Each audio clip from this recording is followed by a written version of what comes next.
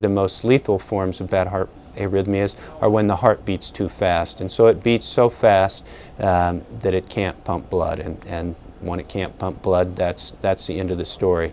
And so what we're trying to understand is how the electrical system goes wrong in the heart that causes those fast heart rhythms.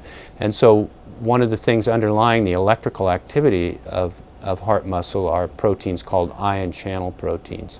And these are little holes in the membrane that open and close, but are remarkable that they only let certain ions through. For example, there are calcium channels that only calcium can go into the cell. And when that calcium goes in, it carries an electronic current, and that current contributes to the electrical signal of the heart. There are potassium channels, there are sodium channels, there are all sorts of different channels.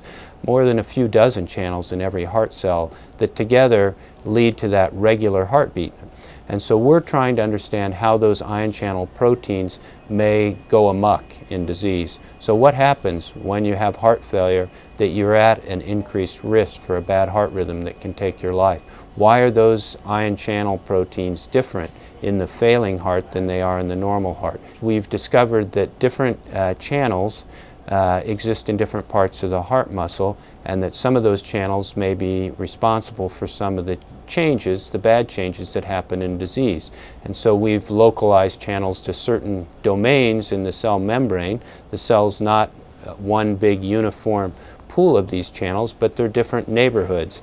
And so we're trying to understand how to keep everybody living in good neighborhoods and keep the heart's electrical activity in a situation where you're not at risk for those bad heart rhythms.